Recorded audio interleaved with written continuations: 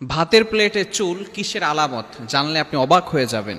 বর্তমানে আমাদের ভিতরে যে সমস্ত পুরুষরা রয়েছে, যদি ভাতের প্লেটে চুল দেখে অথবা খাবারের যে প্লেট রয়েছে সেখানে যদি চুল দেখে, তাহলে তারা রাগ হয়ে যায়। অ্যাঙ্গার পারসন, এমনভাবে তারা রাগান্বিত হয়ে যায়, স্ত্রীর উপরে অ্যাটাক করা শুরু করে, আঘাত করা শুরু করে, কেন এখানে চুল এলো। মনে রাখবেন, স্ত্রীরা যারা রান্না করে তারা কিন্তু ইচ্ছা করে সেখানে চুল দেয় না, ইচ্ছাকৃতভাবে চুল দেয় না। এখানে কিন্তু অনেক গুরুত্বপূর্ণ একটি বিষয় রয়েছে। এই ভাতের ভিতরে চুল আসলে কি হয়, এটা যদি আপনি জানতে পারেন তাহলে কিন্তু আপনি কখনো স্ত্রীর সাথে খারাপ ব্যবহার করবেন না। অনেক সময় আমরা, স্ত্রী হচ্ছে সবচেয়ে কাছের মানুষ, আমরা সকল মানুষের সাথে ভালো ব্যবহার করি, সকলের সামনে আমাদের চরিত্র ফুটিয়ে উঠাই, কিন্তু স্ত্রীদের সামনে যে ভালো ব্যবহার করতে হবে সেটা আমরা অনেকেই ভুলে যাই। স্ত্রীদের সাথে ভালো ব্যবহার করি না, স্ত্রীদের সাথে বাজে বিহেভ করি, এটা কিন্তু ইসলাম সাপোর্ট করে না। আল্লাহ তাআলা পবিত্র কোরআনুল কারীমের ভিতরে নিজেই বলে দিয়েছেন।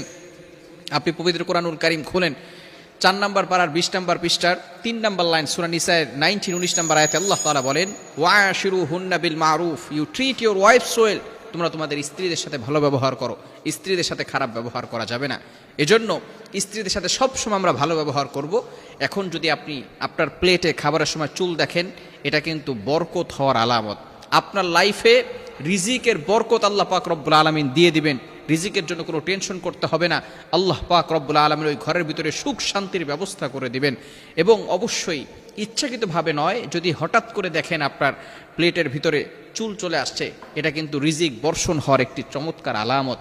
এবং আল্লাহ পাক রব্বুল আলামিন ওই ঘরের ভিতরে বরকত নাজিল করে দিবেন।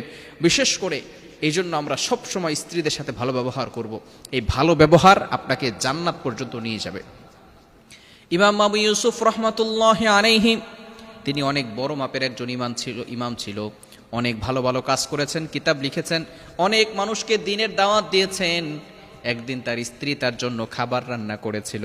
খাবার রান্না করার পরে ইমাম আবু ইউসুফ রাহমাতুল্লাহি আলাইহি খাবারটা খেলেন। গোশত আর হচ্ছে রুটি এবং গোশত যখন খেলো, খাওয়ার পরে বলছে আলহামদুলিল্লাহ, খুব ভালো হয়েছে। ইমাম আবু ইউসুফ রাহমাতুল্লাহি আলাইহির স্ত্রী চিন্তা করলেন, আমার স্বামী প্রশংসা করলো, দেখি খাবারটা খেয়ে কি অবস্থা। তিনি যখন খাবারটা খাওয়া শুরু করলেন, দেখলেন রুটিতে একটুও লবণ দেওয়া হয় নাই। মনে করছেন ঝোলটাই মনে হয় খুব স্বাদ হয়েছে। এবার যখন ঝোল নিজে খেলেন, দেখলেন সেখানেও কোনো লবণও দেওয়া হয় নাই, কোনো মরিচও দেওয়া হয় নাই, একেবারে স্বাদ হয় নাই। ইমাম আবু ইউসুফ রাহমাতুল্লাহি আলাইহির স্ত্রী খুশি হয়ে গেলেন যে আমার রান্না ভালো হয় নাই, তারপরেও আমার স্বামী বলেছে আলহামদুলিল্লাহ ভালো হয়েছে। ইমাম আবু ইউসুফ রাহমাতুল্লাহি আলাইহি যখন দুনিয়া থেকে বিদায় নিলেন, তার শাগরেদ তাকে স্বপ্ন দেখলেন। স্বপ্ন দেখার পরে তাকে জিজ্ঞেস করলেন, হুজুর, আপনার সাথে আল্লাহ তাআলা কেমন ব্যবহার করেছেন? ইমাম আবু ইউসুফ রাহমাতুল্লাহি আলাইহি বলেন, আমি তো দুনিয়াতে অনেক ভালো ভালো কাজ করেছি, আমি কিতাব লিখেছি, মানুষকে দ্বীনের দাওয়াত দিয়েছি, কিন্তু আল্লাহ পাক রব্বুল আলামিনের কাছে একটা আমল খুব বেশি ভালো লেগেছে। ওই আমলের কারণেই আল্লাহ তাআলা আমাকে জান্নাতের ব্যবস্থা করে দিয়েছেন। ওই একটা আমলই হচ্ছে, আমি আমার স্ত্রী একদিন রান্না করেছিল, ভালো হয় না, আমি বলেছি আলহামদুলিল্লাহ ভালো হয়েছে, স্ত্রীর প্রশংসা করেছি, স্ত্রী খুশি হয়ে গিয়েছে। এই ছোট্ট একটি আমল আল্লাহ তাআলা এত ভালো লেগেছে আল্লাহ তাআলার কাছে যে আল্লাহ তাআলা আমার জন্য কবরটা জান্নাতের বাগান বানিয়ে দিয়েছেন। বলেন সুবহানাল্লাহ। এজন্য স্ত্রীদের সাথে ভালো ব্যবহার করা যাবে তো ইনশাআল্লাহ, কখনো বাজে ব্যবহার করা যাবে না। আল্লাহ তাআলা আমাদের সকলকে বুঝার তৌফিক দান করেন।